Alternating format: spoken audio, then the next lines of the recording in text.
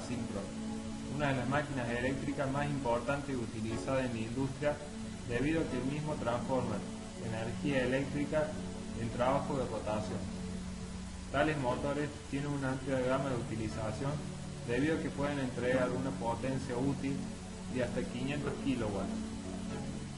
Analizando un poco su historia, se atribuye la invención del mismo al ingeniero Nikola Tesla, quien presentó y patentó el primer prototipo en el año 1888. Luego la firma Westinghouse contrató a Tesla, compró la patente y comenzó la producción de los mismos para su comercialización. Los principales componentes del motor asíncrono son el rotor, el cual es quien gira y transmite la energía mecánica de rotación. El mismo está constituido por una masa compacta de láminas de hierro, con degas de aluminio entre ellas conectadas en cortocircuito. Los mismos son conocidos por su forma como rotores jaula de ardilla. Otra parte a considerar es el estator. Esta parte está constituida por una masa conformada por láminas de hierro con caladuras entre sí, donde están alojadas las bobinas del motor. Y por último podemos nombrar la carcasa, que es la estructura envolvente del motor, que generalmente está constituida en fundición de aluminio. Ahora vamos a analizar los principios de funcionamiento del motor asíncrono. Debemos saber una de las propiedades de los sistemas trifásicos es la de generar campos magnéticos giratorios con bobinado fijo. Esto lo podemos explicar colocando tres bobinas, como podemos ver en la siguiente figura, con sus ejes dispuestos 120 grados entre sí, conectadas en estrella, con lo cual podemos obtener un campo magnético giratorio, donde, de acuerdo a la siguiente fórmula, Ns es igual a la velocidad sincrónica en RPM.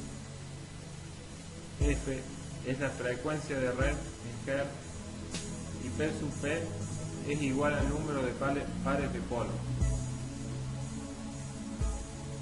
Podemos observar que por la ley de Faraday, si colocamos un conductor, que en nuestro caso será el rotor, dentro de un campo magnético, nos encontramos que debido a que se induce una FEM en el conductor, que dará lugar a la aparición de corriente.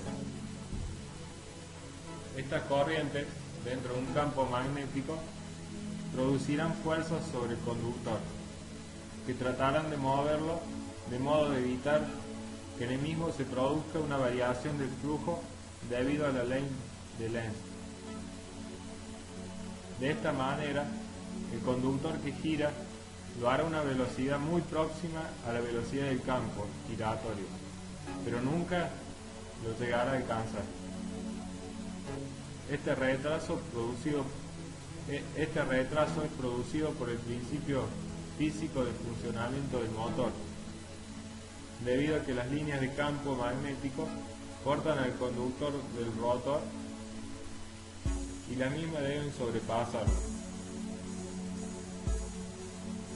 En la siguiente figura podemos apreciar un corte esquemático de un estator. En el mismo podemos ver dónde empiezan y dónde terminan cada bobina correspondiente a cada fase. Podemos ver que en cada instante de tiempo la onda senoidal de cada corriente de fase puede ser representada de la siguiente manera.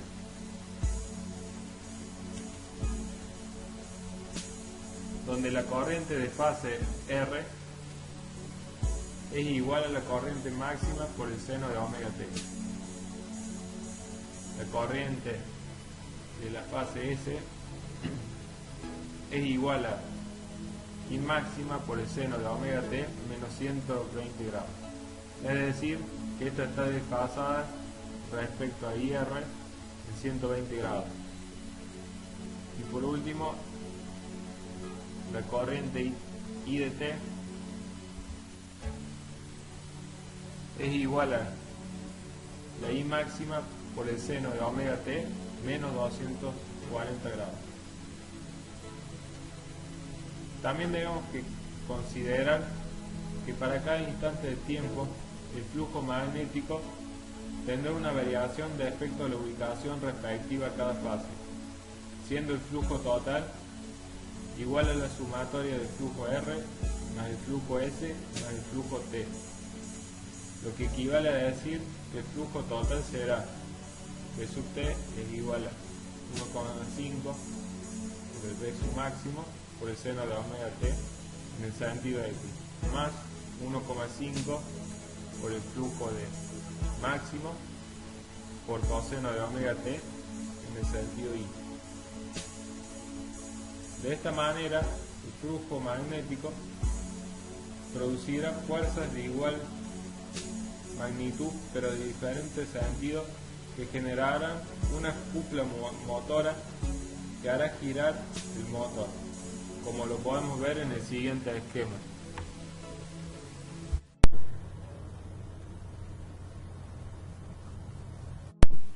A continuación vamos a hablar de los tipos de rotores. Básicamente existen dos tipos de rotores, el rotor bobinado y el rotor jaula de ardilla. Vamos a empezar con el rotor bobinado. En este caso, los devanados del rotor son similares a los del estator con el que está asociado. Los conductores están constituidos por tres arrollamientos independientes alojados en la ranura de la parte exterior del núcleo cilíndrico. El número de fases del rotor no tiene por qué ser el mismo que el del estator. El final de cada arrollamiento rotórico va conectado a un anillo rozante sobre cada uno de los cuales flota una escobilla. En este tipo de motores, en el rotor se introduce un bobinado trifásico. El bobinado del rotor se conecta al exterior por medio de escobillas y anillos rozantes. Pueden tener resistencias exteriores colocadas en el circuito del rotor que permiten un aumento del par de arranque. Las principales partes de estos motores son el bobinado del rotor, los anillos rozantes y las escobillas. El rotor de jaula de ardilla, los conductores están constituidos por barras paralelas entre sí con una ligera desviación con respecto a la generatriz del rotor, cortocircuitadas en sus extremos. Estos conductores están distribuidos por la periferia. La posición inclinada de las ránulas mejora las propiedades de arranque y disminuye los ruidos. Es el más común de los motores eléctricos por su sencillez y forma constructiva. Las planchas magnéticas forman el núcleo del rotor y una vez ensambladas dejan unos espacios que sustituyen a las ránulas de los rotores bobinados. Por estas ránulas pasan unas barras de cobre o aluminio que sobresalen del núcleo y que están unidas por ambos lados por anillos de cobre. Las principales partes de este tipo de rotores son el núcleo magnético del rotor, barras de cobre cortocircuitadas, cojinete y eje. Todo ello forma una especie de jaula de ardilla por el cual recibe su nombre. Resbalamiento. Todo conductor por el que circula una corriente eléctrica inmerso en un campo magnético experimenta una fuerza que lo tiende a poner en movimiento. Simultáneamente se da el efecto Faraday. En todo conductor que se mueva en el seno de un campo magnético se induce una tensión.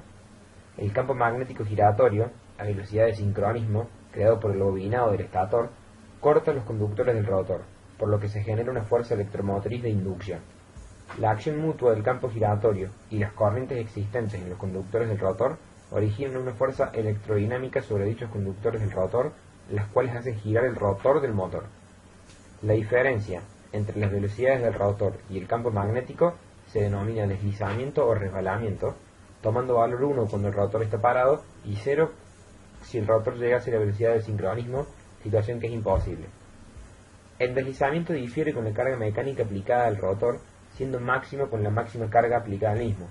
Sin embargo, a pesar de esto, el motor varía poco su velocidad, pero el par motor o cupla aumenta, y con ello la intensidad de corriente consumida, por lo que se puede deducir que son motores de velocidad constante. A continuación, se observan gráficos de la cupla de este tipo de motores, en donde se puede apreciar que el par varía con el cuadrado del voltaje y que la corriente de arranque puede ser de 3 a 8 veces mayor que la corriente nominal. Conexiones de bobinados en borneras del motor.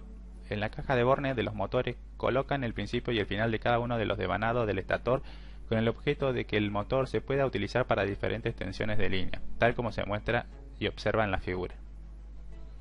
Nótese que la distribución de los puntos de conexión permiten utilizar chapas de un mismo tamaño para realizar las conexiones tanto en estrella como en triángulo de los devanados del estator. Además, con la simple inspección de la disposición de estas chapas de conexión, es fácil saber cuál es la conexión realizada. En la chapa de características del motor, además de la velocidad nominal de giro, se incluirán la tensión y la corriente absorbida por el motor en las dos configuraciones posibles. Inversión del sentido de giro, cambio de secuencia por transposición de fase. Para invertir el sentido de un motor asincrónico trifásico, basta con invertir el sentido de giro del campo magnético giratorio, para lo cual hay que intercambiar dos fases cualquiera entre sí. En la siguiente figura se muestra un ejemplo. Ensayo y determinación de parámetros del circuito equivalente. Ensayo en vacío. Se le aplica el motor una corriente igual a la nominal y se lo deja girar libremente al rotor sin ninguna carga acoplada a su eje. En estas condiciones, la velocidad de giro del motor estará cercana a la velocidad de sincronismo.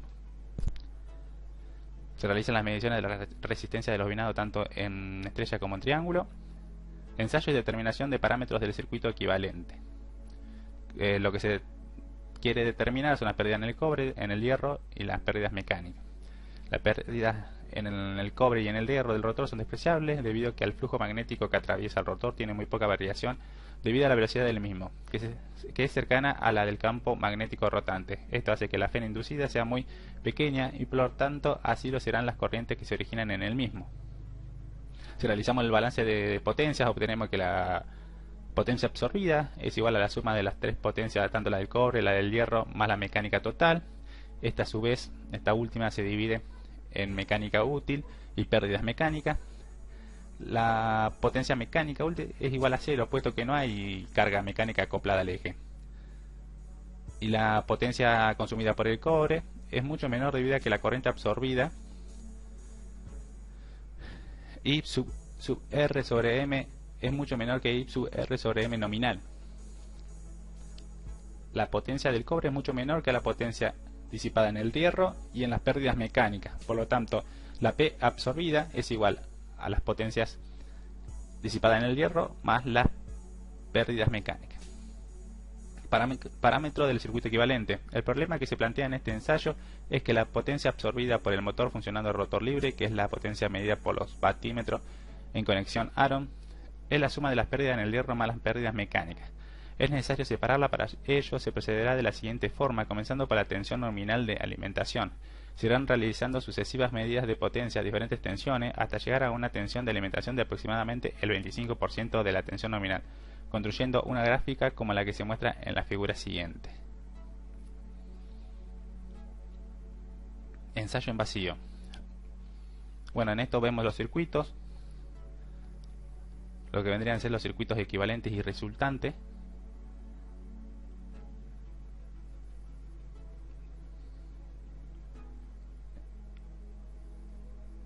Ensayo por rotor bloqueado. Ahora, condiciones de ensayo. Se bloquea el rotor de la máquina, no hay transformación de energía eléctrica en energía mecánica. Con el rotor bloqueado se comienza a aplicar tensión por el estator hasta que la corriente por el estator sea la nominal.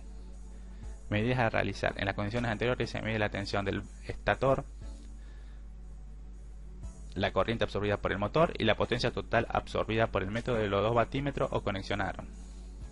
Ensayo rotor bloqueado. Aquí vemos a continuación lo que vendría a ser el esquema con todos los amperímetros, vatímetros y voltímetros para tomar las mediciones. El circuito equivalente al rotor bloqueado en el siguiente gráfico.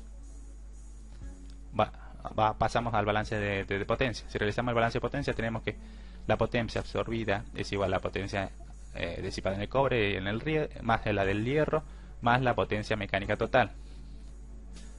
Como vimos en el ejemplo anterior, la potencia mecánica total se divide en mecánica útil y pérdidas mecánicas en valores totales, es decir, los de desfase multiplicados por 3.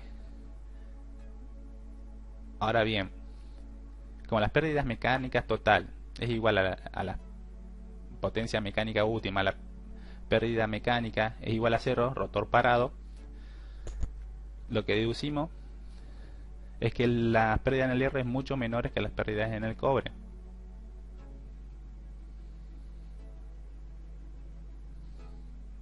O sea, en resumen, la potencia absorbida es igual a la potencia disipada en el cobre. Bueno, en la siguiente tabla vemos un resumen de los distintos sistemas de arranque,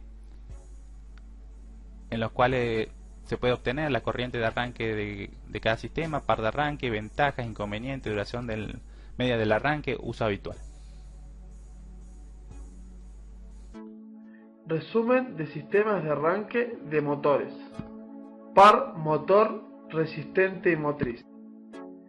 El par motor o torque es el momento de fuerzas que ejerce un motor sobre un eje de transmisión de potencia. La potencia desarrollada por un par motor es proporcional a la velocidad angular del eje de transmisión. En la siguiente figura vemos el acople del eje al motor y el par motor resistente que aumenta su velocidad. Cuando se igualan los momentos, la velocidad se mantiene constante.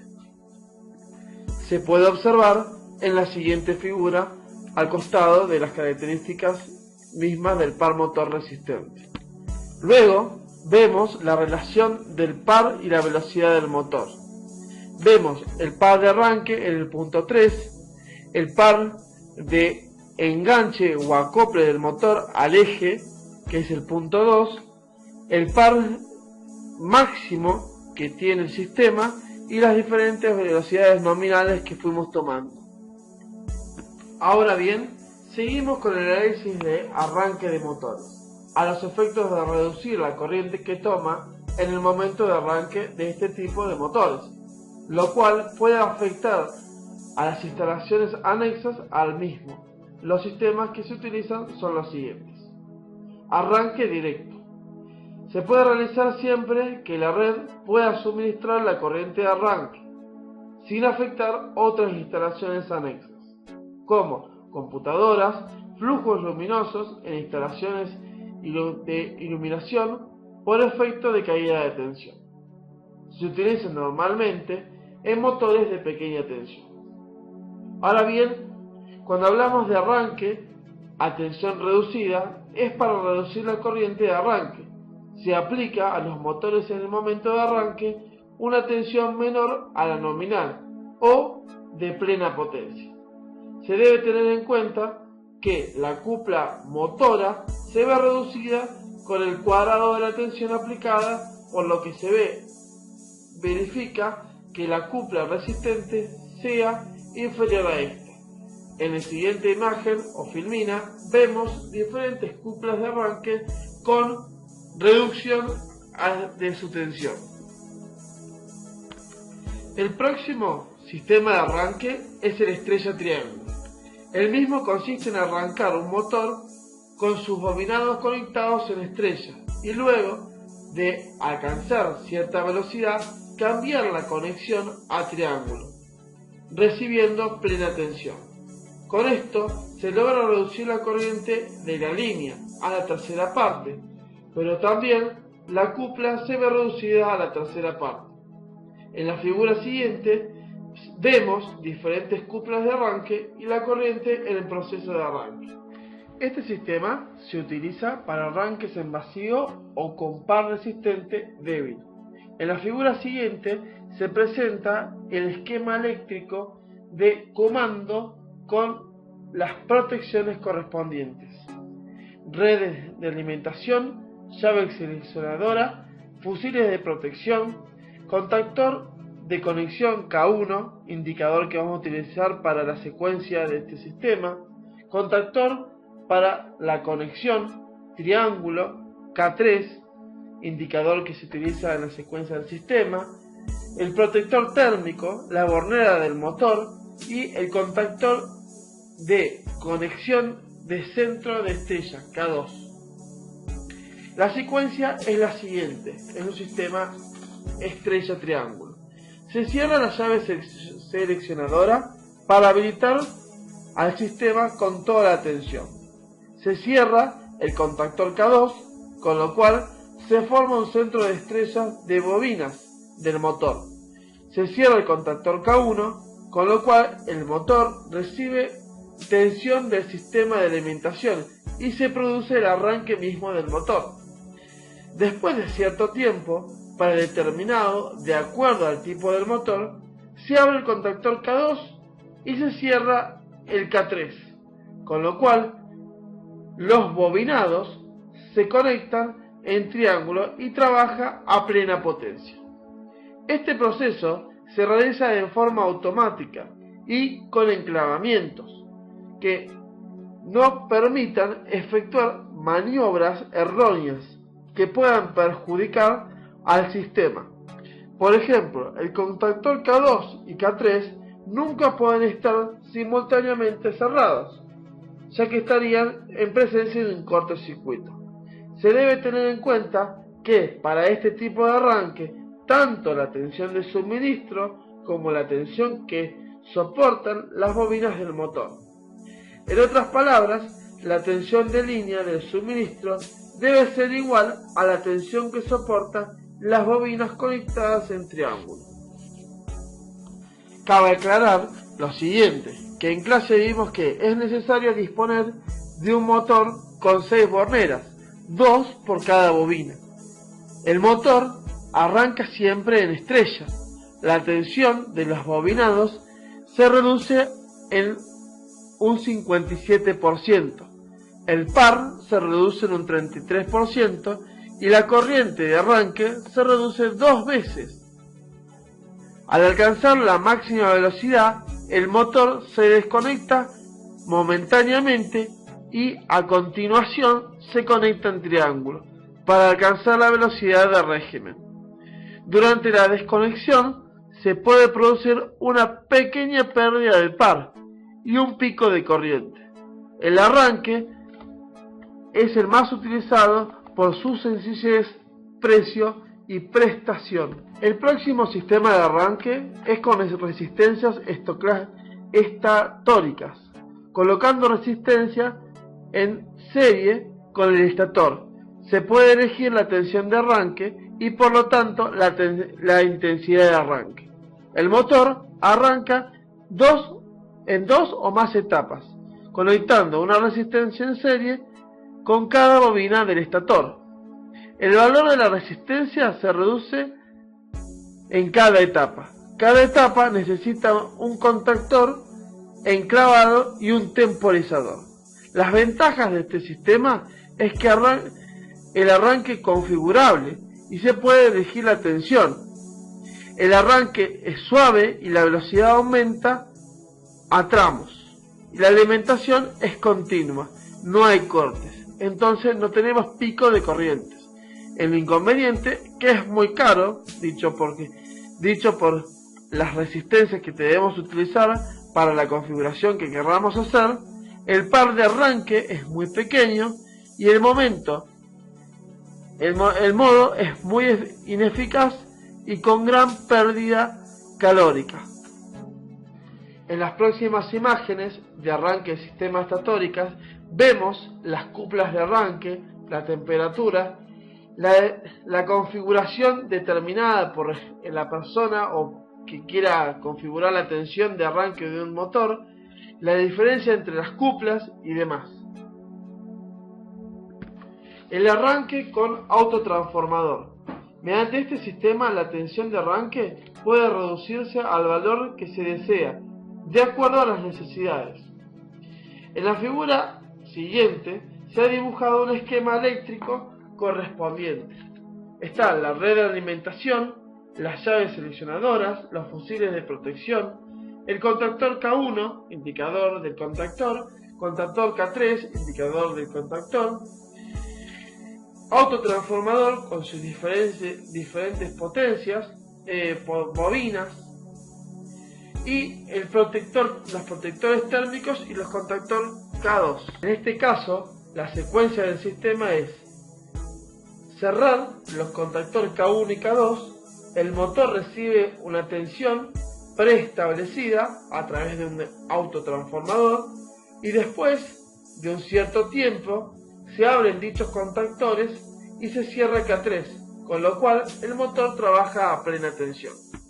Podemos decir que en clase vimos que se intercalan el autotransformador en la línea, variando la relación de la transformación y pudiendo elegir la corriente o el par de arranque necesario. el motor arranca en 2 o más etapas, incluso de manera continua, utilizando un autotransformador variable. Cada etapa necesita un contactor eléctrico y un temporizador. Las ventajas de este arranque es que es muy suave, la alimentación puede ser continua o no, y el par de arranque no queda muy penalizado. El inconveniente que es muy caro, y el autotransformador se fabrica bajo pedido. Cuando hablamos de resistencias rotóricas, el motor de jaulas de ardilla, el par máximo se alcanza aproximadamente al 80% del nominal. En un motor con bobinado se puede desplazar el par máximo a velocidades muy bajas, intercalando resistencias en serie con el rotor.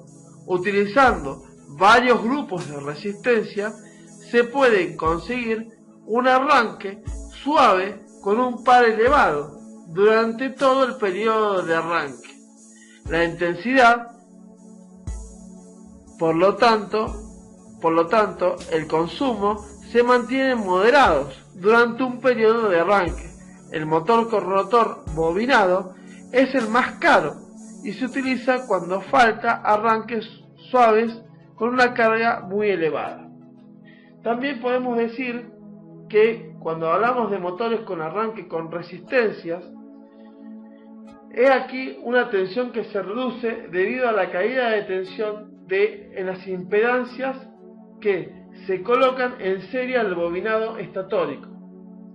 Se observa en el esquema eléctrico en este tipo de arranque. Los pasos operativos son el cierre del contactor K1, y el motor recibe una tensión a través de las impedancias, cuyo valor se ha predeterminado. Luego de un cierre de tiempo del contactor K2, se cierra y cortocircuita la impedancia, recibiendo el motor a plena tensión.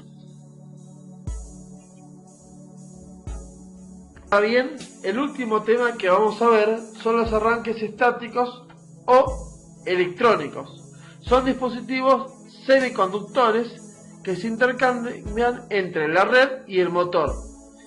Utilizan pares de SCR, tristores montados en paralelo en serie con cada una de las fases del motor.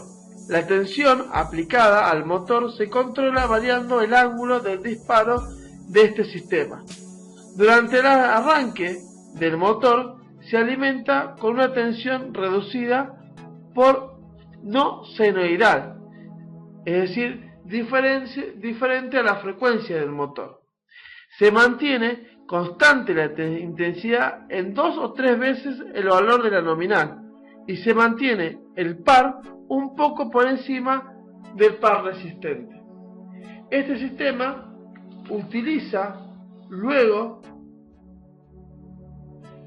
un juego de tiristores montados de a pares y en posición de fase. En función del instante y del ángulo de encendido de los tiristores, se puede variar la tensión aplicada al motor. En la figura se ve o se muestra la forma de actuar del sistema.